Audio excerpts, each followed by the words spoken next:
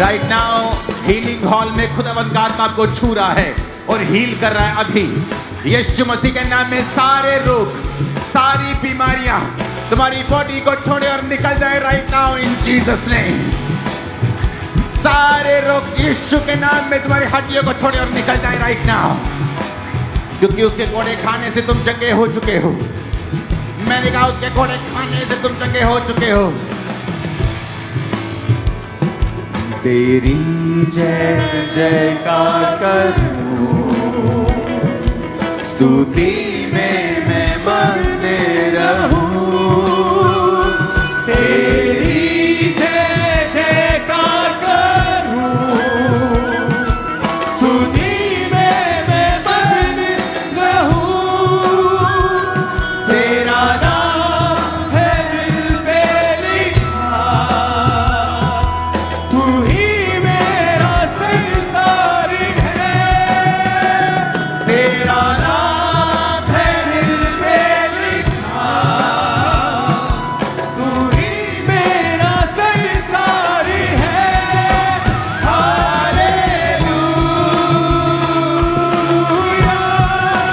Hallelujah,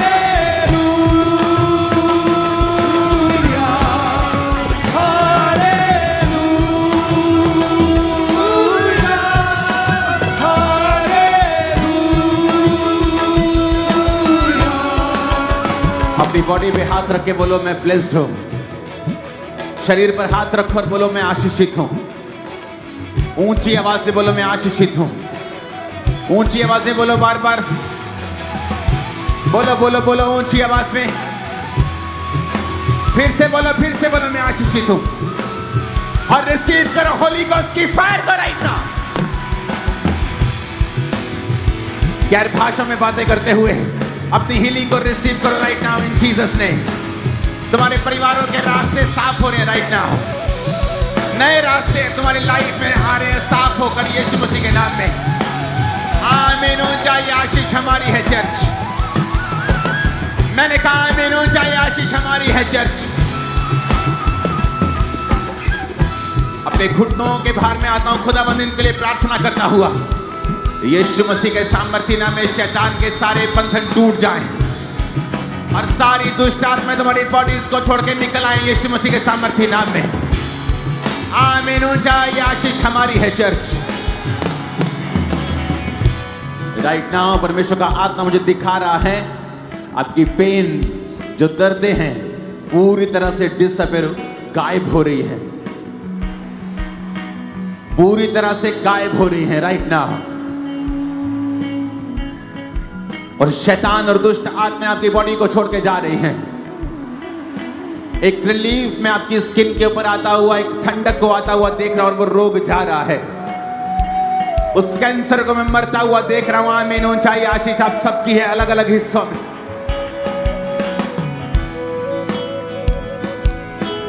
ऊंची आवाज से बोलो थैंक यू जीसस।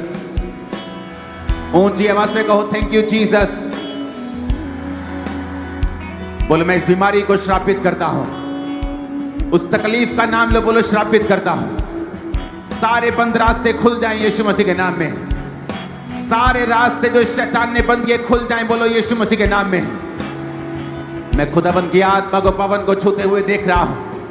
खुदावंद का आत्मा पवन को छू रहा है राइट नाउ। तेरी लाइफ पर, तेरी बॉडी पर, तेरी जिंदगी के बाकी हिस्सों पर खुदावंद का आत्मा रूप कार्य कर रहा है। मैं तुझे आजाद होता हुआ, डिलीवर होता हुआ देख रहा हूं। यीशु मसीह के सामर्थ्य नाम में हम मांगते हैं आमीन हो जाए, आशीष आपकी है। अपने पेट में हाथ रखो। उस हीलिंग को मैं अपनी बॉडी पर आता हुआ देख रहा हूं।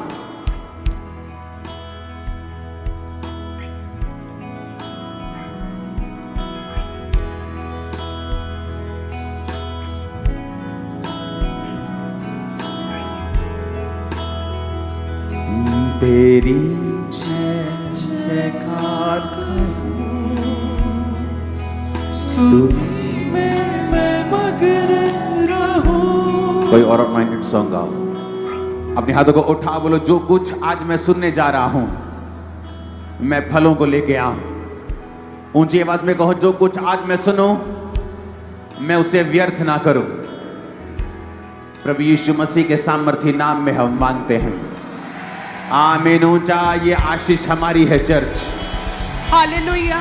अपोस्टल जी, आज आपने जैसे ही फायर प्रेयर्स की हैं, अपोस्टल जी ये बहन कहते 10 साल से ये मिट्टी अशुद्ध चीज़ें खाते थे और साथ में बहुत डिप्रेशन में रहते थे। कहते लिफाफा भर लेते थे मिट्टी का और लगातार खाते रहते थे, और साथ में नेगेटिव ख्याल, सुसाइडल थॉट्स भी थे, डिप्रेशन में रहते थे बहुत ज़्यादा, और कहते स्टडी पर बिल्कुल भी फोकस नहीं कर पाते थे।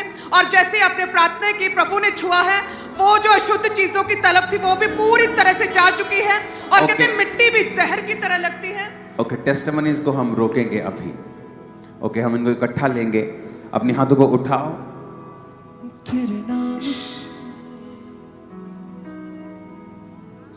कोई और सॉन्ग सिंगर गाओ, कोई और करो। अपने हाथों को उठाओ, बोलो जो कुछ आज मैं सुनूं मैं फलों को लेके आऊं। ऊंची आवाज में बात करो परमेश्वर से।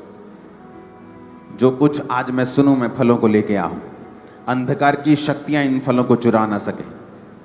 मांगो ऊंची आवाज में, ऊंची ऊंची आवाज में। वचन के बाद हम गवाहियों को लेंगे। ऊंची आवाज में बात करो खुदाबंद से, ऊंची ऊंची ऊंची आवाज में। आज मैं फलों को लेके आऊं। परमेश्वर का आत्मा अपनी योजनाओं को मुझ पे जाहिर करे। जितनी ताकत है मांगो यीशु मसीह के नाम में।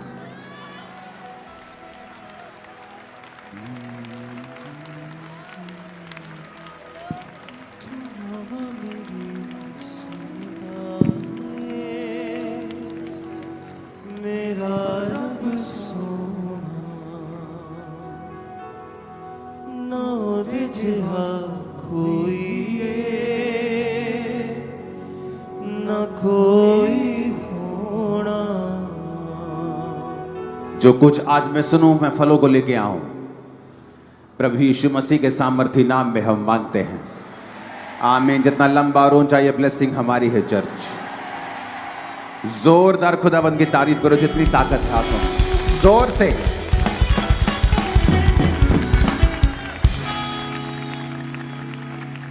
अब थर्सडे भी संडे वाला फील आना शुरू हो चुका है। थर्सडे कोई मिस नहीं होगा, कोई थर्सडे मीटिंग मिस ना करे। जो वर्ड, जो रेवलेशन परमेश्वर आपको दे रहा है, आपकी लाइफ सेम नहीं होगी अगर आप इन वचनों को सुनते रहे तो। आमीन। मैं आपका स्वागत करता हूं खुदाबंद की प्रेजेंस में, और मेरी प्रार्थना ये है कि आप परमेश्वर के साथ वफादार रह सकें, और मेरी प्रार्थना ये है कि आप उसके साथ वफादार रह के एक परमेश्वर जिस पे प्राउड करे, एक ऐसा सिपाही बन सके। आप वैसे सिपाही ना हो कि परमेश्वर आपसे शर्म खाए। आप वैसे सिपाही ना हो जो परमेश्वर की मेहनत को व्यर्थ करते हैं। आप एक ऐसे सिपाही और ऐसे बिलीवर हो कि परमेश्वर जिस पे प्राउड करे, और अय्यूब की तरह शैतान के सामने वो कहे कि तुमने ऐसा क्या मेरा विश्वासी, मेरा दास, मेरे वचन पे चलने वाली क्या तूने देखा है। आमीन। आपकी फैमिली पर भी ये ग्रेस हो यीशु मसीह के नाम में। आपकी लाइफ पर भी यही ग्रेस हो यीशु मसीह के नाम में। आप एक ऐसा योद्धा हो शैतान जिससे हमेशा शर्मिंदा रहे, और आप एक ऐसा योद्धा हो शैतान जिस पर कभी फतह प्राप्त ना कर सके। आप एक ऐसा योद्धा हो शैतान आपको देखकर हमेशा शर्मिंदा रहे। आप एक ऐसा योद्धा हो कि परमेश्वर जब आपको देखे वो आपको हर वक्त बढ़ाने के बारे में सोचे, ना कि घटाने के बारे में। आमीन। ऊंचाई आशीष हमारी है चर्च। Hallelujah, hallelujah. आने वाले समयों में हमें प्रार्थना करनी होगी। ये मत सोचो ये चर्च कि आज आप अपने फलाने काम के लिए आए हैं, वो भी सच है। आज मैं ये प्रार्थना अपने लिए करना चाहता हूँ, मैं ये डिलीवरेंस चाहता हूँ, लेकिन आप ये मत भूलिए कि परमेश्वर की कलीसिया इसीलिए पैदा होती है कि वो परमेश्वर के विजन के मुताबिक प्रार्थना कर सके। जो कुछ परमेश्वर का दर्शन है, अगर आप उसके मुताबिक प्रार्थना करते हैं, अपने बॉडी को, अपने टाइम को परमेश्वर के लिए, उसके मकसद के लिए देते हैं, तो आपकी लाइफ में डिलीवरेंस एंटर करती है। बहुत से लोग आप उनको देखें जो क्रिश्चियन घराने के हैं, हर संडे चर्च जाते हैं, लेकिन उनकी लाइफ में आपको 1% भी डिलीवरेंस नजर नहीं आएगी। क्यों? ऐसा क्यों? वो चर्च भी जाते हैं, क्या उनकी जिंदगियां सही नहीं है? बिल्कुल सही है, लेकिन फिर डिलीवरेंस क्यों नहीं है? क्योंकि जिस दर्शन में आप जाते हैं, अगर उस चर्च का दर्शन नहीं है रूहें बचाना, और वो परमेश्वर के प्लान में नहीं है, तो उसके मुताबिक फिर वो आपको होमवर्क भी नहीं देगी। जब आपका होमवर्क परमेश्वर की ओर से नहीं है, तो आपकी ब्लेसिंग, आपकी डिलीवरेंस भी परमेश्वर आपको कभी नहीं देता। जब पौलुस ये वचन लिख रहा था कि अब मेरा परमेश्वर तुम्हारी हर घटी को महिमा सहित मसीह यीशु में पूरा करेगा, यानी तुम्हारी हर घटी को वो इज्जत के साथ कंप्लीट करेगा। तुम्हारी बेइज्जती नहीं होगी, जिस तरह तुम्हारे रिश्तेदार तुम्हारी बेइज्जती करते हैं जब तुम उनसे 50,000 मांगने के लिए जाते हो। दे भी देंगे 100 में से 10, लेकिन बेइज्जती भी करेंगे। परमेश्वर ने कहा मैं तुम्हारी जिंदगी की घटी इज्जत के साथ पूरी करूंगा, तुम्हारी घटियां भी पूरी करूंगा, तुम्हारी इज्जत को भी बढ़ाऊंगा। और ये ग्रेस आज आपके परिवार और आपके सिरों के ऊपर आ रही है, और ये ग्रेस आज यीशु के नाम से ठहर रही है आपकी लाइफ के ऊपर। हालेलुया। तो जब आप परमेश्वर के मुताबिक प्रार्थना करना शुरू करते हैं, जैसे आपको बताया जाता है, कुछ हफ्ते आपको चर्च के लिए स्पेशल फास्टिंग प्रेयर करनी है, सब काम हो जो अनाउंस नहीं किए जा सकते, आपको प्रार्थनाएं करनी है, परमेश्वर बाकी कामों को करे। ये क्या है? परमेश्वर का प्लान। जब आप उस प्लान के मुताबिक फास्टिंग करते हैं, प्रार्थना करते हैं, कई लोगों को लगता है नहीं कोई बात नहीं, चर्च पापा अपने आप प्रेयर कर लेंगे, पापा की बड़ी टीम है वो अपने आप प्रेयर कर लेगी। तो वो आशीष भी पापा ही पाएंगे और आशीष भी टीम ही पाएगी। इसलिए कुछ लोग आशीष पाते ही जाते हैं और बढ़ते ही जाते हैं, और कुछ लोग वहीं के वहीं खड़े रहते हैं। क्यों? उन्हें यह समझ नहीं आती कि चर्च में हमारा एंटर करने का मकसद सिर्फ आशीष लेना नहीं है, बल्कि अपनी जिंदगी को उस तरीके से चलाना है कि परमेश्वर का मकसद उनकी जिंदगियों से पूरा हो सके। मेरे एक स्पिरिचुअल ब्रदर है, बहुत कम लोग हैं जिनसे मैं रियल मिलता हूं, कंफर्ट फील करता हूं। वो भी मुझसे बहुत प्यार करता है। वो मेरा भाई, वो मेरे भाई साहब जो रहते हैं बाहर फॉरेन में, अमेरिका में, तो उनके जो स्पिरिचुअल फादर हैं वो ट्रम्प, जो प्रेसिडेंट ट्रम्प है, उनकी एडवाइजरी टीम में हैं। वो उसका एक हिस्सा है, बड़ा हिस्सा। तो जब भी आप ट्रम्प की फोटोज देखते हैं इंटरनेट पे, पास्टर्स उन पे प्रार्थना कर रहे हैं, उनमें से एक पास्टर वही होते हैं। वो प्रेरित हैं और मेरे स्पिरिचुअल जो भाई हैं उनके वो बड़े भाई के स्पिरिचुअल फादर हैं। तो एक मैसेज जो परमेश्वर हमें बार बार दे रहा है कि जिस तरह आप न्यूज़ को सुन रहे हैं, ट्रंप ने पूरी दुनिया को हिला के रखा हुआ है, रखा है कि नहीं रखा, लेकिन परमेश्वर ने कहा हमें उनके लिए प्रार्थना करनी होगी, क्योंकि शैतान एनिमी अब अटैक्स के बारे में सोच रहा है, उसको टर्न डाउन करने के लिए, उसको धीरा करने के लिए, उसकी फायर को कम करने के लिए, खत्म करने के लिए। जब आप इन प्रार्थनाओं को सुनते हैं कि हमें ये प्रार्थना करनी है, हमें प्रेसिडेंट ट्रंप के लिए प्रार्थना करनी है, हमें अपने देश के लिए प्रार्थना करनी है, हमें इन चीज़ों के लिए प्रार्थना करनी है, हमें चर्च के लिए प्रार्थना है, आपको लगता है कि शायद ये सिंपल चीज़ें हैं। ये सिंपल नहीं है, ये परमेश्वर का मास्टर प्लान है। परमेश्वर कुछ बड़ा करने जा रहा है। जब आप उस बड़े करने में अपने साझीदार बन जाते हैं और प्रार्थना करने लगते हैं, तो परमेश्वर को ऐसा लगता है कि जो मेरा दुनिया के लिए योजना है, जो मेरी लोगों के लिए प्लानिंग है, ये उस प्लानिंग का हिस्सा है। मेरा मास्टर प्लान है ना, जो ये आदमी, ये औरत, ये भाई उस प्लानिंग का हिस्सा है। ये मेरा एक को वर्कर है, ये मेरा सहकर्मी है, मेरे साथ काम कर रहा है, ये मेरी योजना को पूरा करने की कोशिश कर रहा है। तो परमेश्वर आपका ध्यान रखता है, वो आपको वॉच करता है, आपकी प्रार्थनाओं का उत्तर जल्दी देता है। एनिमी को मौका नहीं देता कि वो आपकी लाइफ के ऊपर कब्जा कर ले, वो शैतान को मौका नहीं देता आपको वो खत्म कर दे, मार दे। कितने मेरी बात को समझ रहे हैं? इंस्ट्रक्शंस को फॉलो करना बड़ा इंपॉर्टेंट है। कुछ साल पहले की बात है, एक लड़का था, मैं आपको स्टोरी बताऊंगा मुहावरे में, समझनी आपको खुद ही है। एक पास्टर के साथ वो काम करता था और उस पास्टर ने उससे कहा कि बेटा तेरे घर में जहां से तू आया है ना, वहां श्राप बहुत हैं, कर्स बहुत हैं, तो तू घर ना जाया कर, अलग रह थोड़ी देर, ताकि तू प्रार्थना में बढ़ सके। एक समय आएगा जब परमेश्वर तेरे को भेजेगा लेकिन तब तू उनके कर्ज से इफेक्ट नहीं होगा, बल्कि तेरी सामर्थ्य से वो इफेक्ट होंगे। कितने मेरी बात को समझ रहे हैं? एक समय आता है जब परमेश्वर आपको अलग कर देता है। मेरे दोस्तों से परमेश्वर ने मुझको अलग कर दिया, क्योंकि वो समय था अगर मैं उनके इन्फ्लुएंस में होता तो उनका प्रभाव मेरे पे ज्यादा था, मैं ज्यादा उनसे प्रभावित था। तो अगर वो मेरी लाइफ में होते, तो जब मैं मसीह में आया, अगर वो मुझसे कहते कि तुझे नहीं जाना चर्च, तो हो सकता मैं चर्च जाना छोड़ देता। तो परमेश्वर ने पहले वो रिमूव किए, बड़े ही स्ट्रेटेजिकली, बड़े ही अजीब तरीके से, मैं बता नहीं सकता, परमेश्वर ने ऐसे तरीके इस्तेमाल किए और अलग कर दिया। लेकिन अब समय वो वापस आ गया, अब मेरे दोस्त वापस मुझसे मिलने लगे हैं पुराने। लेकिन अब फर्क ये है कि अब वो जब वो मुझसे मिलते हैं, वो क्राइस्ट की बातों से प्रभावित होते हैं और परमेश्वर में आ जाते हैं। ये फर्क है। तो जब हम ये बात सुनते हैं कि हमें प्रार्थना करनी है चर्च के लिए, फास्टिंग करके, अपने परमेश्वर के दास के लिए, हमें प्रेसिडेंट ट्रम्प के लिए, हमें प्राइम मिनिस्टर मोदी जी के लिए, अपने देश के लिए हमें प्रार्थना करनी है, जब आप इस बात को समझते हैं और प्रार्थना करने लगते हैं सीरियसली, तो परमेश्वर आपकी ओर देखता है कि ये वो वेसल है, ये वो बर्तन है, एओ पांडा जड़ा मेरे कम्मा लिए इस्तेमाल हो रहे हैं। ये वो बर्तन नहीं है, ये वो एसी नहीं है जो खराब है और कबाड़ में पड़ा है। कबाड़ में पड़ी हुई गाड़ियों को साफ कोई नहीं करता, उसकी नई सीटें कोई नहीं चढ़ाता, उसकी केयर कोई नहीं करता।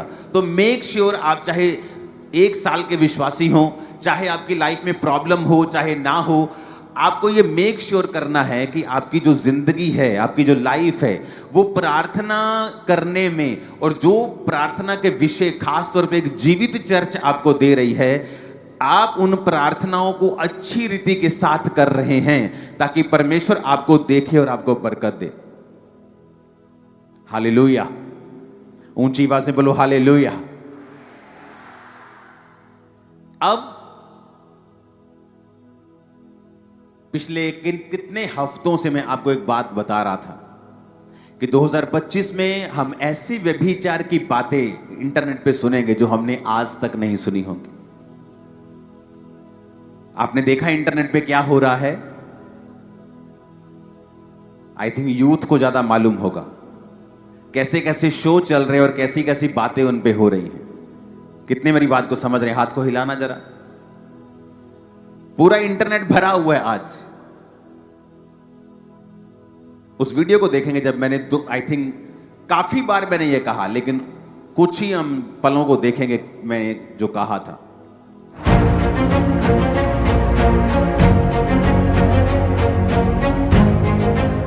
हालेलुया। जैसे कि आप जानते हैं कि परमेश्वर अपने दासों के ऊपर आने वाली बातों के बारे में पहले से ही उन भेदों को प्रकट करता है। परमेश्वर के दास प्रेरित अंकुर यूसुफ नरूला जी के ऊपर परमेश्वर ने आने वाली बातों को बताया कि किस तरह से आने वाले समय में धरती के ऊपर पाप बहुत बढ़ जाएगा, गंदगी, अश्लीलता बहुत ज्यादा बढ़ जाएगी। 22 दिसंबर 2024 को परमेश्वर के दास ने जो प्रोफेटिक वर्ड्स दिए, तो आइए पहले हम उनको सुनते हैं। इतनी गंदगी होगी फ्यूचर में, इतना पाप होगा। अगर आज आप देखो इंटरनेट के ऊपर कॉमेडी के नाम के ऊपर कितना व्यभिचार हाई लेवल का हो चुका। पहले था कॉमेडी के नाम पे व्यभिचार शुरू हुआ, वो एक्सेप्ट हुआ। जब वो एक्सेप्ट हुआ फिर शैतान ने अगला वार लॉन्च किया। अब आप देखो इंटरनेट के ऊपर कॉमेडी के नाम के ऊपर एक बहुत ही हैवी लेवल का पाप जो है वो चल पड़ा है। लेकिन उसके बाद फिर एक अलग लेवल आएगा और लेवल आएगा। और फिर इसके बाद 30 जनवरी 2025 को फिर से परमेश्वर ने अपने दास के ऊपर उन बातों को जाहिर किया, और परमेश्वर के दास ने आने वाले समय में फैलने वाली इस गंदगी के बारे में पहले से ही बता दिया था। आप देखेंगे लोग बुरे के बाद बुरे होंगे, व्यभिचार पूरा महिमा मंडित होगा, गंदे लोगों की वाह वाह होगी, बहुत सारी चीजें होंगी जो आप इमेजिन नहीं कर सकते कि ऐसा हो सकता है। क्योंकि जब पाप बढ़ता है तभी नाश होता है। लोग दुखी होंगे बहुत, रोएंगे बहुत, लेकिन आपको प्रार्थना करनी कि प्रभु आपको बचा के रखे, हमारे देश को बचा के रखे। हालेलुया। कॉन्टिन्यूज में आपको बता रहा था कि ऐसा होगा कि अब शोज के ऊपर कैसी बातें चल रही है कि तुम अपने माता पिता को गलत करने देखना चाहते हो या उनके साथ गलत करना चाहते हो। सुनिए कि नहीं आपने? जिन्होंने बातें की हैं मैं उनके बारे में बात नहीं कर रहा हूं जो है ही अंधेरे में, जिसको वचन की नॉलेज नहीं है, उसकी मिस्टेक नहीं। लेकिन मैं उसके पीछे आपको कौन दिखा रहा हूं? शैतान, जो व्यभिचार के अटैक्स को बढ़ा रहा है लोगों के ऊपर, क्योंकि ये एक ऐसा पाप है जो आपको सदा के लिए डाउन कर देता है और आपको मालूम नहीं होता आपने स्पिरिचुअली कैसी कुर्सी को छोड़ा है।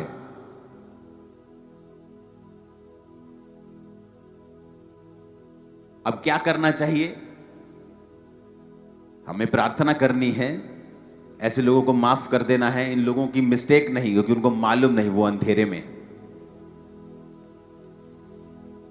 और मैंने आपको बताया था कि आप ऐसी बातें सुनोगे जो आपने टीवी के ऊपर कभी नहीं सुनी होगी। वो लेवल इतना गंदा होगा। और अभी फरवरी नहीं चढ़ा, हमने वो सुन लिया। कितने इन बातों को समझ रहे हैं? जब आपको पहले बता दिया जाता है कि शैतान की योजना ये है, वो इस तरह से प्लान करके बैठा है, उसके हथियार ये हैं, और हमें प्रेयर करनी है कि परमेश्वर शैतान की योजनाओं को नाश करे।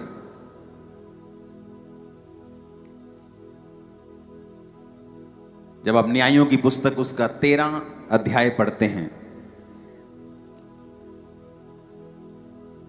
उसकी 2 आयत में लिखा, दानियों के कुल का सोरावासी मानोह नामक एक पुरुष था, जिसकी पत्नी के बांझ होने के कारण कोई पुत्र ना था। इस स्त्री को यहोवा के दूत ने दर्शन देकर कहा, सुन, बांझ होने के कारण तेरे बच्चा नहीं, परंतु अब तू गर्भवती होगी और तेरे बेटा होगा। इसलिए तू सावधान रहे, ना तू दाख मधु और ना किसी भांति की तू मदिरा पी और ना कोई अशुद्ध वस्तु खा, क्योंकि तू गर्भवती होगी और तेरे एक बेटा उत्पन्न होगा और उसके सिर पर छुरा ना फिरे, क्योंकि वो जन्म से ही परमेश्वर का नाजीर होगा। इस्राएलियों को पलिश्तियों के हाथ से वही छुड़ाएगा। उस स्त्री ने अपने पति के पास जाकर कहा, परमेश्वर का एक जन मेरे पास आया था, जिसका रूप परमेश्वर के दूत का सा अति भय योग्य था, और मैंने उससे ना पूछा कि तू कहाँ का है, ना उसने मुझे अपना नाम बताया। अगर आप पूरी बाइबल में देखेंगे तो आपकी उंगलियां भी ज्यादा होंगी और इंसिडेंट और ऐसी घटनाएं कम मिलेंगी जहां पर किसी स्वर्गदूत ने किसी व्यक्ति के आने से पहले उसके बारे में बताया हो।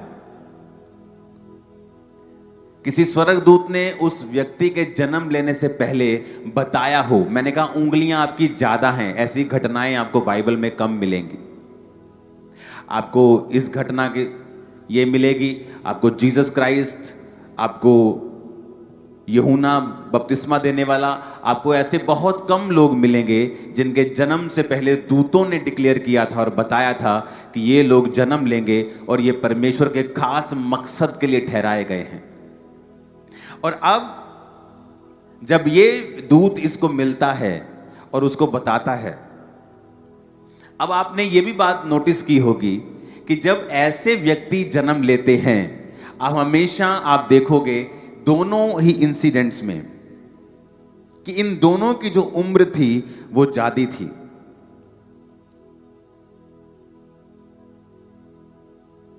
कई बार आपकी लाइफ में जब परमेश्वर ने बहुत बड़ा काम करना होता है, वो आपके टाइम टेबल के हिसाब से नहीं चलता। आपको लगता है कि मैं बहुत लेट हो गया हूं, मेरी लाइफ में तो मैं इतने साल का हो गया हूं, और मैं तो इतने साल की होगी, मेरी शादी नहीं हो रही, मैं इतने साल का हो गया, मेरी लाइफ में ये काम नहीं हुआ। कई बार जब परमेश्वर एक खास मकसद के तहत आपको लेके चलता है, और अगर आप पाप में ना गिरे और परमेश्वर के मकसद में रहें, तो फिर जो आपकी लाइफ में पैदा होगा वो दूसरों की लाइफ में नहीं होगा। आप नोटिस करें, आपकी लाइफ में जो ग्रेस होगी वो दूसरों की लाइफ में नहीं होगी। आप एक अलग यूनिक ग्रेस के मालिक होंगे। क्यों? क्योंकि परमेश्वर ने आपको तैयार भी अलग और यूनिक तरीके के साथ किया है। इसलिए जब परमेश्वर कई बार आपकी लाइफ में देरी करे तो कभी भी नाराज ना हो, क्योंकि परमेश्वर का आपको मालूम है कि यूहन्ना बपतिस्मा दाता जब पैदा होने वाला था तो परमेश्वर ने कहा तू इसीलिए बांझ रही और इसीलिए तू बुढ़ापे तक गर्भवती नहीं हो पाई, क्योंकि मैं तेरे को एक स्पेशल गिफ्ट देना चाहता था, एक ऐसा बेटा देना चाहता था जो जीसस क्राइस्ट का भी गुरु होगा।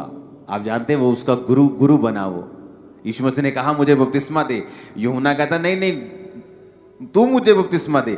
जीसस ने कहा धार्मिकता का पूरा होना उचित है, तू मुझे बपतिस्मा दे, मैं भी किसी के अधीन रहूंगा इस पृथ्वी के ऊपर और बपतिस्मा लूंगा। तो एज ए मेंटर बपतिस्मा लिया और दिखाया परमेश्वर ने धरती के ऊपर कि सब कुछ मैंने इंसान की तरह किया है। इसलिए जीसस ने कहा था यूहन्ना बपतिस्मा देने वाले से बड़ा इस पृथ्वी पर और कोई नहीं है। एक गुरु की भूमिका उसने कुछ देर के लिए निभाई।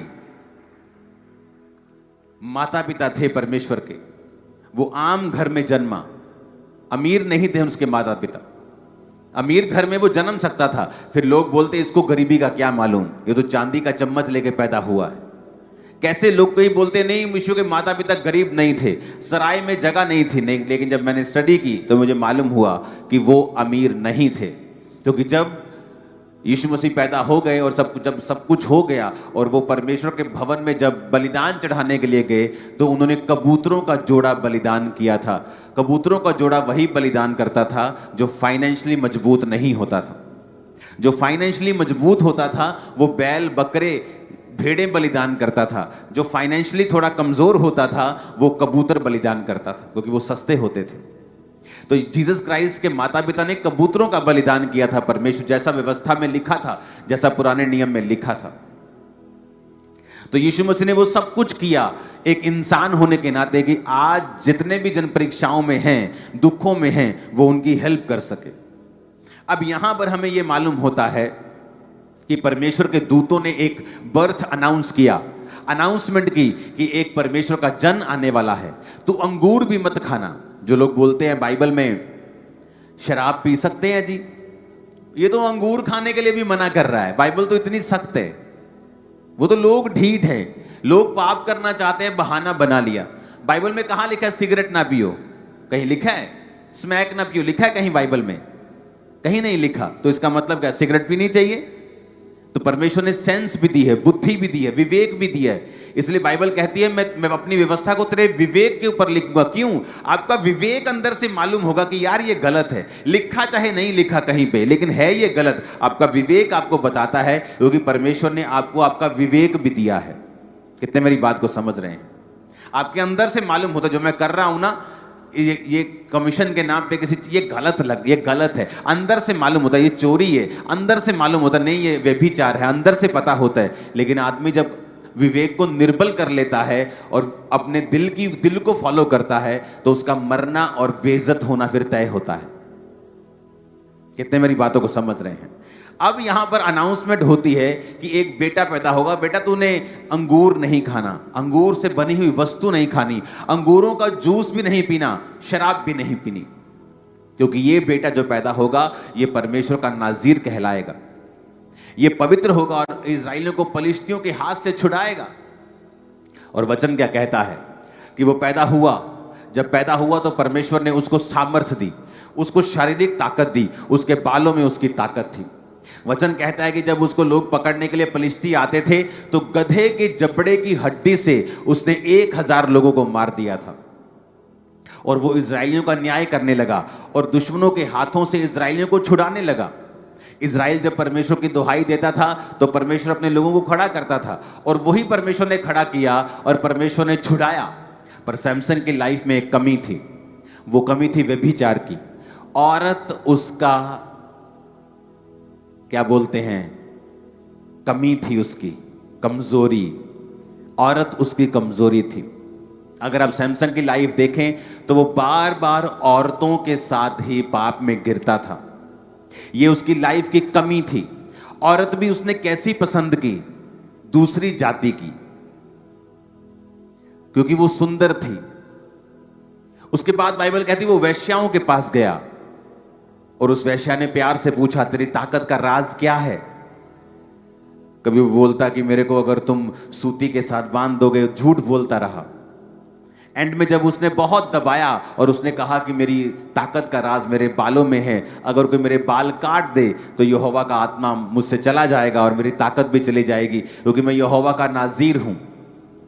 और जब वो सोया उसके घुटनों के ऊपर उसने बाल काट दिए और तब उसने पलिश्तियों से कहा आओ अब की बार पकड़ लो, क्योंकि अब ये मेरे को मालूम हो गया, सच बोला है, अब इसकी ताकत जा चुकी है। जब पकड़ने के लिए वो आए तो उसने फिर झटका देने की कोशिश की और क्या देखा कि वो एक आम आदमी बन चुका है।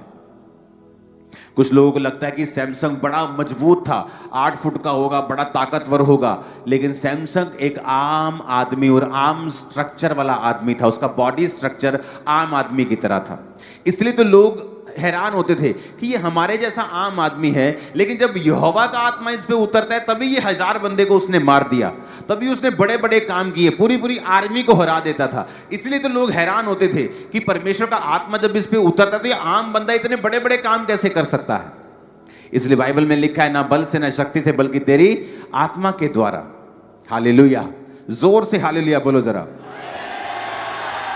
तो जब उसने जब सबको मारता था, लेकिन जब पावर चली गई, बाइबल कहती उसको पकड़ लिया गया। जब उसको पकड़ा तो वचन कहता है न्यायियों 16 उसकी 21 में, तब पलिश्तियों ने सैमसन को पकड़कर उसकी आंखें फोड़ दी, उसे गाजा को ले जाकर पीतल की बेड़ियों से जकड़ लिया और वह बंदी गृह में चक्की पीसने लगा। इमेजिन करो, जिस व्यक्ति को पलिश्तियों को मारने के लिए चुना है, वही पलिश्तियों ने उसकी आंखें फोड़ दी। 23 आयत में लिखा है, पलिश्तियों के सरदार अपने दागोन नामक देवता के लिए बड़ा बलिदान चढ़ाने और आनंद करने को ये कहकर इकट्ठे हुए कि हमारे देवता ने हमारे शत्रु शिमशोन को हमारे हाथ में कर दिया है। जब लोगों ने उसे देखा और ये कहकर अपने देवता की बढ़ाई की, हमारे देवता ने हमारे शत्रु, हमारे देश का नाश करने वाले को, जिसको हमने जिसने हम में से बहुतों को मार डाला, हमारे हाथ में कर दिया है। जब उनका मन मगन हो गया तब उन्होंने कहा, शिमशोन को बुला लो कि वह हमारे लिए तमाशा करे। इसलिए शिमशोन बंदी गृह से बुलवाया गया और कि वह उनके लिए तमाशा करने लगा और खंभों के बीच में खड़ा कर दिया गया। अब एक व्यक्ति को वो कितना इंपॉर्टेंट होगा, हम इस बात से समझ सकते हैं कि दूत आके उसकी अनाउंसमेंट कर रहे हैं, उसकी माँ को स्पेशल इंस्ट्रक्शन दे रहे हैं कि कोई तूने अंगूर नहीं खाना, किशमिश नहीं खानी, मुनक्का सौगी नहीं खानी, है ना। देखो कितनी कठिन उसको बातें बोली, क्योंकि परमेश्वर का नाज़ीर होगा, इसके सिर पर छुरा नहीं फिराएगी तू, ये परमेश्वर का नाज़ीर होगा और ऐसे ही चलेगा। अब जिस दुश्मन को मारने के लिए सैमसन का जन्म हुआ था, उसी दुश्मन ने सैमसन को पकड़ा और उसकी आंखें फोड़ी, विजनलेस कर दिया उसको। अब परमेश्वर ने आपको चुना है। पुराने नियम में कोई कोई सैमसन होता था, कोई कोई दाऊद और कोई कोई सुलेमान होता था। नए नियम में सिस्टम बदल गया। नए नियम में जो एक के पास होता था पुराने नियम में, अब वो आप सबके पास है। आप सब बड़े काम करने के लिए बुलाए गए हैं, मेरे को पता है, आज नहीं तो कल ये पूरा होगा। लेकिन अगर आपने भी वही किया जो सैमसन ने किया, जिस दुश्मन पर सैमसन को कब्जा करने के लिए बुलाया गया था और उस पर कब्जा किया, बहुतों बार उनके हजारों को गधे की जबड़ी की हड्डी के साथ उसने मारा, बहुतों बार उनको शर्मिंदा किया, कभी पकड़ नहीं पाए। परमेश्वर की ताकत उसके साथ थी। लेकिन जब उसने पाप किया, अपना भेद एक औरत को दिया, व्यभिचार में गया, वही दुश्मन जिस पर कब्जा सैमसन का होना चाहिए था, उसने सैमसन के ऊपर कब्जा किया और आंखें फोड़ दी। आज कितने क्रिश्चियन है विजनलेस हो चुके हैं, उन्हें दिखाई नहीं देता आगे क्या करेंगे। क्यों? क्योंकि व्यभिचार के कारण पर शैतान ने उनकी आंखों को अंधा कर दिया। नहीं जानते सेवकाई में क्या करना है। पास्टर्स व्यभिचार में फंसे हुए हैं। पास्टर्स की बात कर रहा हूं, चर्चेस चलाते हैं, बड़े ओहदे भी हैं कईयों के पास, लेकिन व्यभिचार में है। पर्सनली मैं जानता हूं, लेकिन मैं कभी भी किसी को पर्सनली अटैक नहीं करता हूं, क्योंकि ये उसका और परमेश्वर का मामला होता है। मैं केवल उन्हीं विषयों पर बोलता हूं जो विषय चर्च के साथ संबंधित है, जिससे चर्च की लाइफ में कोई अपवित्रता ही ना आए। लेकिन पास्टर्स की पर्सनल लाइफ में क्या चल रहा है, ये उनका और परमेश्वर का मामला है और प्रभु उनका न्याय करेगा। तो जिस दुश्मन को सैमसन को कब्जा करने के लिए पैदा किया था, वही दुश्मन अब सैमसन के ऊपर कब्जा करके उसका तमाशा कर रहा है और क्या कह रहा है कि हमारे देवता ने इसको हमारे हाथ में कर दिया है। ये वही है जिसने हमारे देश में से बहुतों को मार दिया था, लेकिन अब हमारे देवता ने, वो अपने देवता की उपासना कर रहे हैं। शैतान का किंगडम हमेशा ग्लोरीफाई होगा जब आप परमेश्वर के नाम को महिमा देने में फेल हो जाएंगे। परमेश्वर ने बड़े बड़े मिरेकल करके इजराइलियों को बुला लिया, छुड़ा लिया, राजे को शर्मिंदा किया, बड़े बड़े मिरेकल किए, उसको बार बार शर्मिंदा करके उसके पहलोठे को मार के वहां से ले गया। लेकिन परमेश्वर कहता मैं इजराइलियों को कनान देश में नहीं लेके जाऊंगा। सिर्फ 2 जन थे जो वहां कनान देश में पहुंचे, 20 लाख में से 2 लोग, उनकी जनरेशन गई वहां पे, जो लोग एक्चुअल में निकले थे वो नहीं गए। और आप जानते हैं उन लोगों ने, मिस्रियों ने क्या उपहास किया? कहता परमेश्वर जो उनको ले गया था वहां से कहां पहुंचाया उनको। लेकिन वो ये नहीं देख रहे थे कि इजरायली अपनी कमियों और अपनी गलतियों की वजह से शर्मिंदगी और बेइज्जती दूसरे लोगों की सह रहे हैं, जबकि उनको वो सहनी नहीं थी, क्योंकि परमेश्वर ने उनको इज्जत देने के लिए खड़ा किया था। एक व्यभिचार, एक पाप, परमेश्वर से दूरी आपकी लाइफ में क्या कर सकती है? तो आप सैमसंग को देखें वो क्या कर सकती है, इजराइलियों को देखें वो आपकी लाइफ में क्या कर सकती है। हालेलुया। कितने साल तक दाऊद एक आम जिंदगी जीता रहा? बहुत साल तक। कितने साल तक? बहुत साल जीता रहा। भेड़े पालता रहा, बकरियां पालता रहा, पाले में रहा, धूप में रहा, लेकिन उसने व्यभिचार नहीं किया। आज जब लोग एक छोटा सा काम पकड़ लेते हैं और अपनी लाइफ में एक छोटी सी जॉब पर गुजारा करते हैं और उसके बाद वो सोचते हैं कि मेरी लाइफ में क्या है बड़ा, कोई एक्साइटमेंट नहीं, और व्यभिचार में गिरते हैं। और उन्हें ये नहीं मालूम कि तुम्हारी लाइफ में कुछ बड़ा था जो परमेश्वर ने तुमको देना था, अब वो कैंसिल हो चुका है।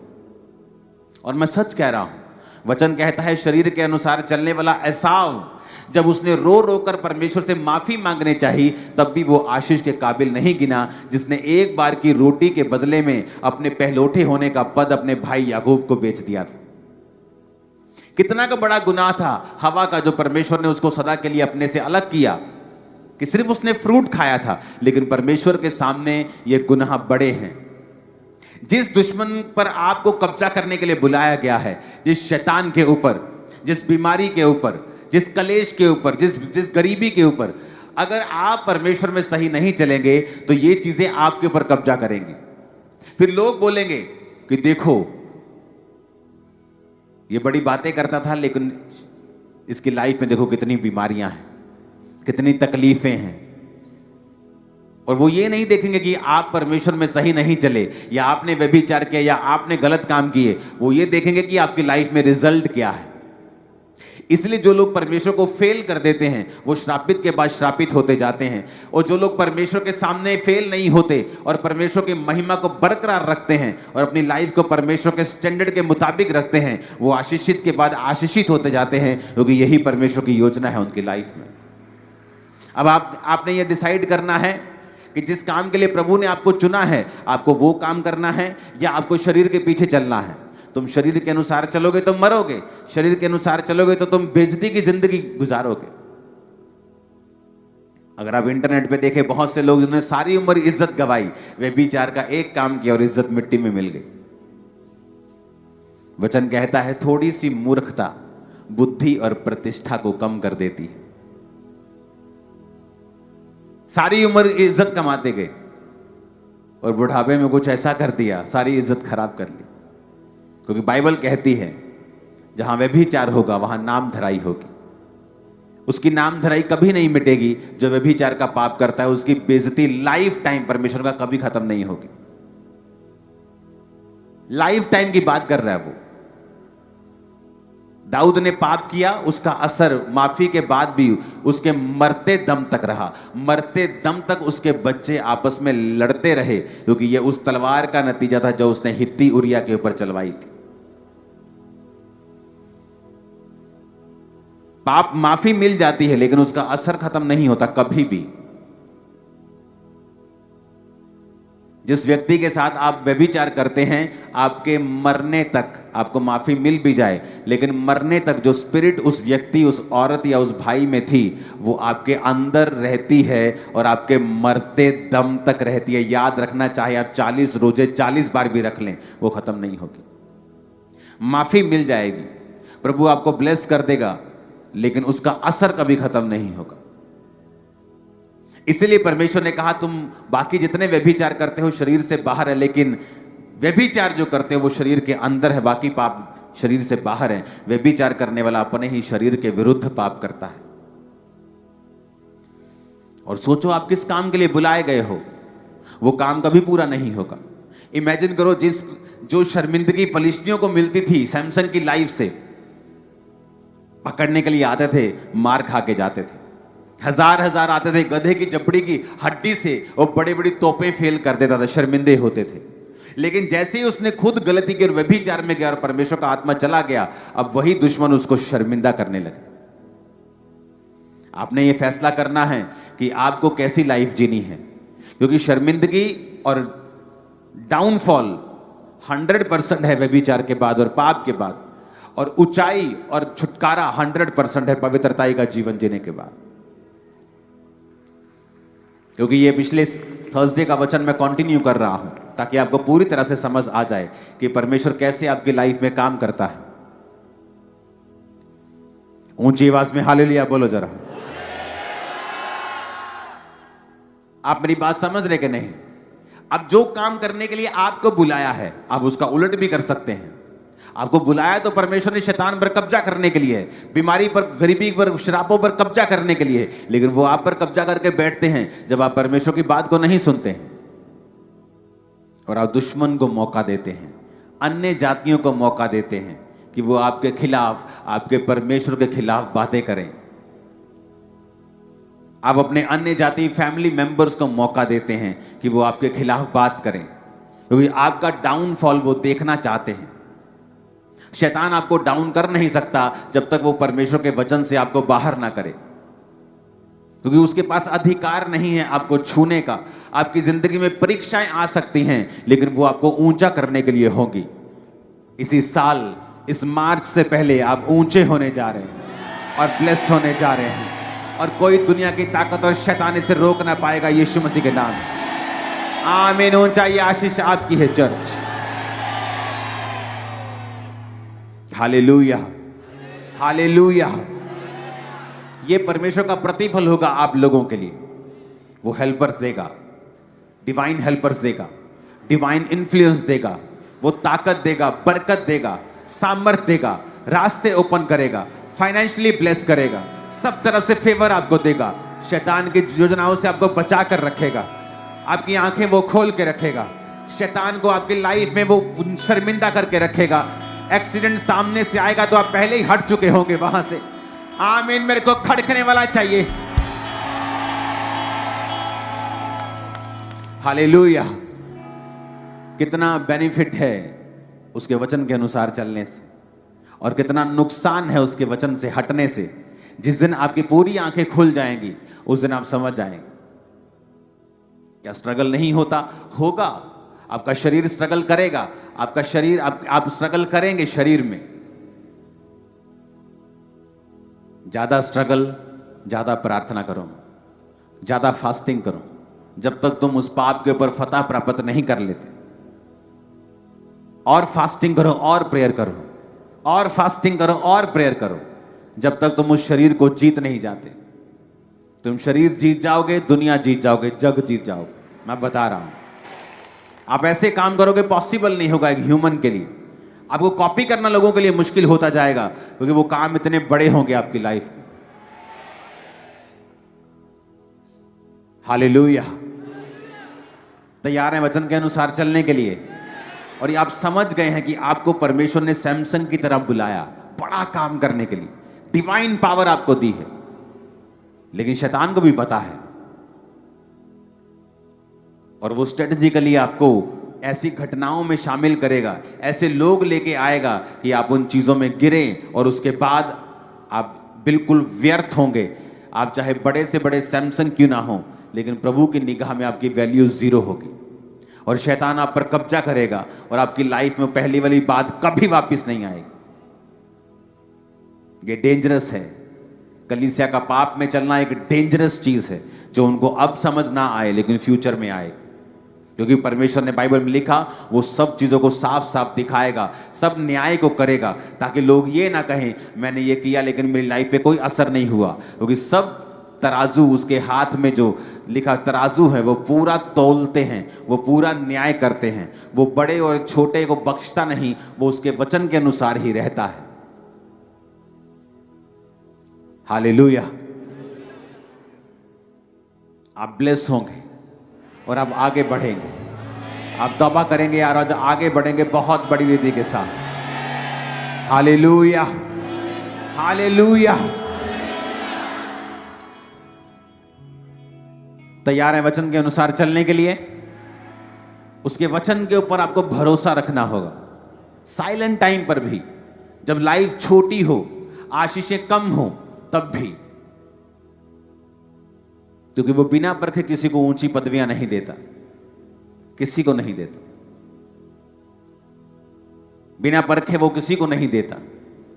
एक लाडले बच्चे को वो देश का प्रधानमंत्री नहीं बना सकता, इसलिए उसने यूसुफ को गड्ढे में डाला। जब उस गड्ढे में डाला, बिक गया, पोछा झाड़ू करने लगा, उस घर का बड़ा नौकर बन गया, अधिकारी बन गया। कुछ रिलीफ मिला ही था, फिर जेल में चला गया। और जेल में बाइबल कहती परमेश्वर का वचन उसे कसौटी के ऊपर कसता रहा।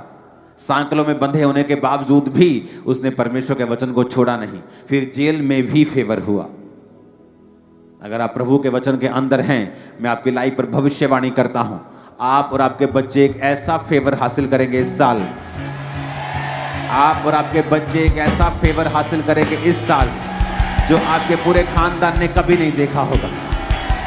आप और आपके बच्चे एक ऐसा फेवर देखेंगे इस साल जो आपने कभी ना देखा होगा, ना सुना होगा। आपका परिवार एक ऐसा फेवर पाएगा खुदा से, आपने कभी ना देखा होगा, ना सुना होगा। आमीन। ऊंचे वाला चाहिए, बरकत ऊंची होगी चर्च।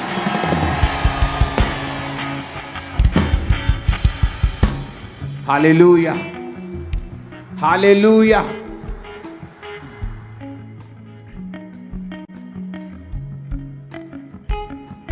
तैयार है खुदावंद के नाम को महिमा देने के लिए, एक अच्छा जीवन जीने के लिए? अपने हाथों को उठाओ, सब जन खड़े हो जाओ।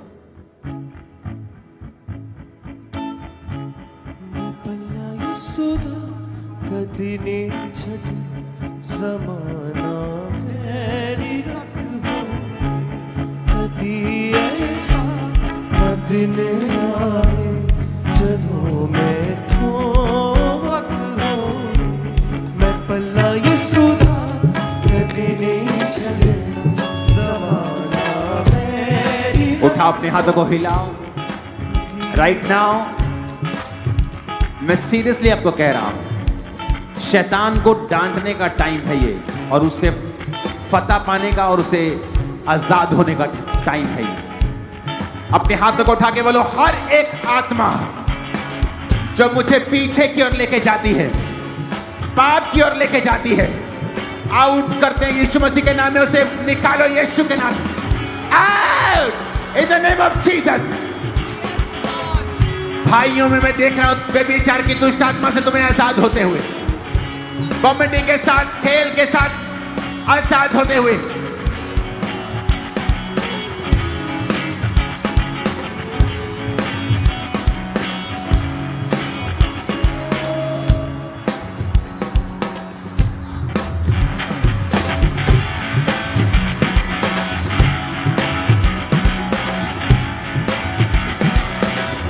होली गोस्ट फायर को रिलीज कर राइट नाउ। होली गोस्ट, व्यभिचार की आत्मा को डांटो अपनी लाइफ से, पाप की स्पिरिट को डांटो, यीशु मसीह के नाम में जाए। मेरी बॉडी को छोड़े, ब्लड को छोड़े, परिवार को छोड़े। से आउट, आउट, आउट। कमांड करो in the name of Jesus. Out, out, out, out. Command करो in the name of Jesus. Body पे हाथ रखो राइट नाउ। सिस्टर्स में देख रहा हूं पवित्र आत्मा को छूते हुए, दुष्ट आत्मा निकलते हुए right now. Holy ghost, Holi ghost, Holi ghost, Holi ghost. तुम्हारी बॉडी को वो छोड़ के जा रही है राइट नाउ। सिस्टर्स के अंदर से सांप की स्पिरिट्स को मैं जाता हुआ देख रहा हूं। गंदी स्पिरिट, गंदे सपने, व्यभिचार होना सपनों में निकल रहा है राइट नाउ। शैतान out, out, out in the name of Jesus. Yeshu Masih के नाम में, यहोवा पिता ने जो परमेश्वर को यीशु मसीह को भेजा उसके नाम में, come out, out, out, out, out. Command करो in the name of Jesus. Holy ghost, Holi ghost, Holi ghost, Holy Ghost.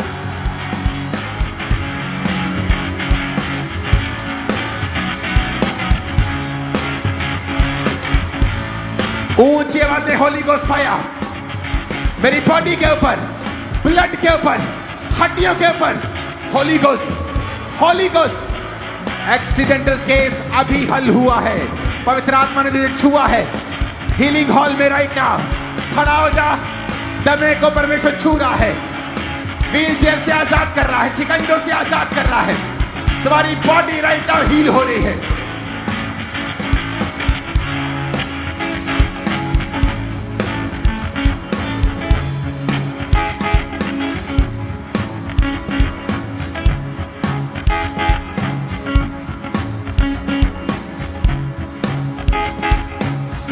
यीशु मसीह के नाम में आजाद हो जाओ और चंगे हो जाओ। आमीन हो जाए। आशीष तुम्हारी है। आमीन हो जाए। मैंने कहा ये आशीष तुम्हारी है। चर्च अपनी बॉडी पे हाथ रखो राइट नाउ। सब बीमारियों से आजाद हो जाओ और फ्री हो जाओ। दुष्ट आत्माओं से, बंधनों से आजाद हो जाओ और फ्री हो जाओ। एक सिस्टर को मैं देख रहा हूं, हैवी बॉडी, तुम यूरिन करती हो बीच में और तुम्हें बचपन से ये आदत नहीं थी। तुम्हारा यूरिन निकलता है रात को सोते वक्त। तुम मैरिड हो, शादीशुदा हो और खुदावंद का आत्मा तुम्हें छू रहा है। अभी अपने पेट पे हाथ रखो। अगर तुम शर्म नहीं खाओगी, आगे आओगी, मैं ले हैंड तुम पे करूंगा, क्योंकि परमेश्वर का आत्मा तुम्हें डिलीवर कर रहा है। डॉक्यूमेंट्स उठाओ, फाइल्स उठाओ। यीशु मसीह के नाम में फेवर आपकी लाइफ के ऊपर एंटर करे राइट नाउ। बिजनेस उठाओ, अपने आत्मा में अपने हाथों को उठाओ। यीशु मसीह के नाम में फाइनेंशियल फेवर आपकी लाइफ पे एंटर करे राइट नाउ इन जीसस नेम। अंधकार की शक्तियां तुम्हारे फाइनेंस को, कैरियर को, बॉडी को, लाइफ को छोड़ के जाने कभी वापस ना आए। हड्डियों पर से सारे कर्ज खत्म हो। ब्लड पर से सारे श्राप खत्म हो। ब्लड कैंसर यीशु के नाम में खत्म हो। सारे ऑपरेशन कैंसिल हो यीशु मसीह के नाम में। आमीन हो जाए। आशीष तुम्हारी है राइट नाउ। अपने हाथों को उठाकर बोलो और फायर को हम रिलीज करेंगे। मेरी बॉडी पे, हड्डियों में बोलेंगे आप, मेरे बिजनेस पे, मेरे जीवन पे, मेरे बच्चों पे, फैमिली पे, बिजनेस पे, सेवकाई पे। और जब ये फायर रिलीज होगी आप डिलीवर होंगे। होली गोस्ट सब तरफ फायर को रिलीज करो। होली गोस्ट रिलीज करो। Holi ghost, Holi ghost release करो। Holi ghost fire.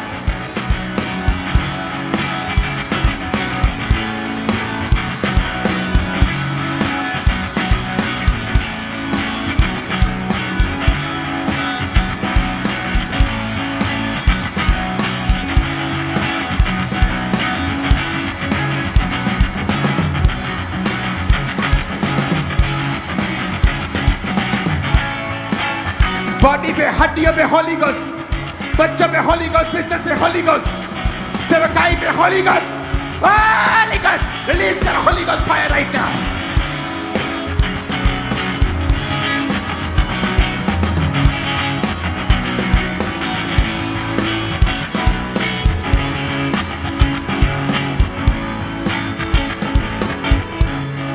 जितनी मुंह में ताकत है उस ताकत से बोलो मैं आजाद हूं यीशु के नाम में।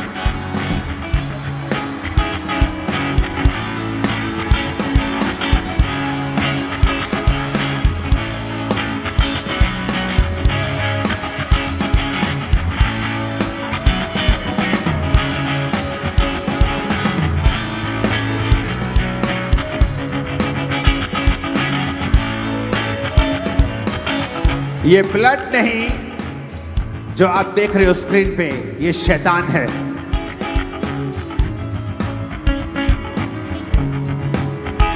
और तुम्हारी बॉडी को, ब्लड को, ये सिस्टम को छोड़ के बाहर आ रहा है राइट नाउ। सिर पे हाथ रखो। सारे गंदे अटैक जो सपनों में, लाइफ में तुम पर होते हैं, आज से न्यूट्रलाइज हो, खत्म हो यीशु के नाम।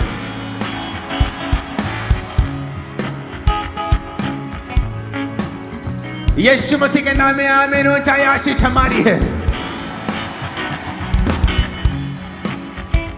एक यंग लड़के को मैं देख रहा हूं, तुम्हें गर्दन का रोग है, सर्वाइकल है, और तुम पूरी तरह गर्दन नहीं हिला पाते हो। प्रभु का रूह तुम्हें आज इस मीटिंग में छू कर चंगा कर रहा है, डिलीवर कर रहा है, और तुम पूरी तरह से आजाद हो रहे हो। एक व्यक्ति को मैं यहाँ पे देख रहा हूं, तुम्हारी शॉप है, और जब तुम यहां से वापस जाओगे कुछ ही दिनों के अंदर तुम्हें चोर दिखाई देगा तुम्हारी दुकान के ऊपर। चोर जाहिर होंगे तुम्हारे जीवन में जो चोरी कर रहे हैं। तुम्हें मालूम होगा तुम डिलीवरेंस वीक्स में जा रहे हो और परमेश्वर तुम्हें छूकर आजाद कर रहा है, और वो चीजें जो लीक ब्लेसिंग करती हैं वो परमेश्वर बंद कर रहे हैं उन चीजों को। तुम्हारे परिवारों में मैं नई शांति को आते हुए देख रहा हूं। तुम्हारे फाइनेंस को मैं नेक्स्ट लेवल के ऊपर आता हुआ देख रहा हूं। आमीन हो जाए, ये आशीष हमारी है चर्च। मैंने कहा आमीन हो जाए, ये आशीष हमारी है चर्च। आने वाले दिनों में देख रहा हूं मैं यूथ में से बहुत से लोगों में से बहुत से लोग चर्च में एक्टिव होकर सेवा करेंगे। आने वाले समय में मैं देख रहा हूं खुदा का आत्मा आपकी अगुवाई करेगा कि आप चर्च के अधीन होकर सेवा करें पूरी रीति के साथ। और बहुत से लोगों को मैं देख रहा हूं जिनमें कंप्यूटर प्रोफेशनल है, बहुत से लोग हैं जो आने वाले समय में खुदाबंद का काम करने वाले हैं। ग्रेस को रिसीव करो, अनॉइंटिंग को रिसीव करो राइट नाउ। मैंने कहा ग्रेस और अनॉइंटिंग को रिसीव करो right now. Holy ghost, Holi ghost, Holi ghost, Holi ghost, Holi ghost receive कर right now in the name of Jesus. Receive in the name of Jesus. मैंने कहा रिसीव कर in the name of Jesus.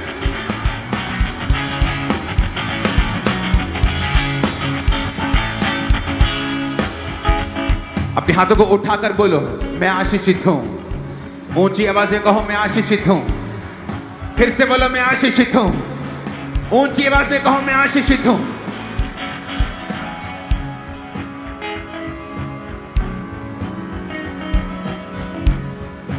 Serious होके बोलना, बोलो मेरी तरफ आने वाली हर बैड न्यूज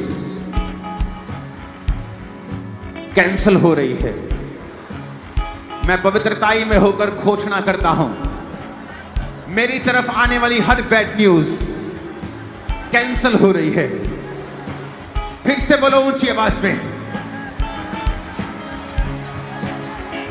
मैं भविष्यवाणी करके बोलता हूं खुदा का दास होने के नाते आपकी लाइफ के ऊपर तुम्हारी तरफ आने वाली हर बैड न्यूज कैंसल हो रही है। कैंसल हो रही है यीशु मसीह के नाम में। कैंसल हो रही है यीशु मसीह के सामर्थी नाम में। आमीन हो जाए, ये आशीष हमारी है। अभी और एक प्रेयर पॉइंट हम करेंगे। वो प्रेयर पॉइंट है नशे के खिलाफ। जरूरी नहीं आप नशा नहीं करते तो आप इस प्रार्थना में शामिल नहीं होंगे। उठाओ अपने हाथों को, उसके बाद ले हैंड स्टार्ट होगा, और अगले थर्सडे लेहन में हजारों लोगों को बुलाया गया है, तो कोई थर्सडे मिस ना करे। आज जितने लोग लेहन के लिए रजिस्टर्ड हैं उन पर लेहन होगा। अभी 5-10 मिनट के अंदर शुरू हो जाएगा। अपने हाथों को उठाकर कहो जितनी नशे की गंदी आत्मा चर्च के ऊपर, उसके लोगों के ऊपर, विश्वासियों के ऊपर, स्टेट के ऊपर, मेरी लाइफ के ऊपर अटैक करती है, नशे की गंदी आत्मा, मैं कमांड करता हूं निकल जा। कमांड करो right now in the name of Jesus.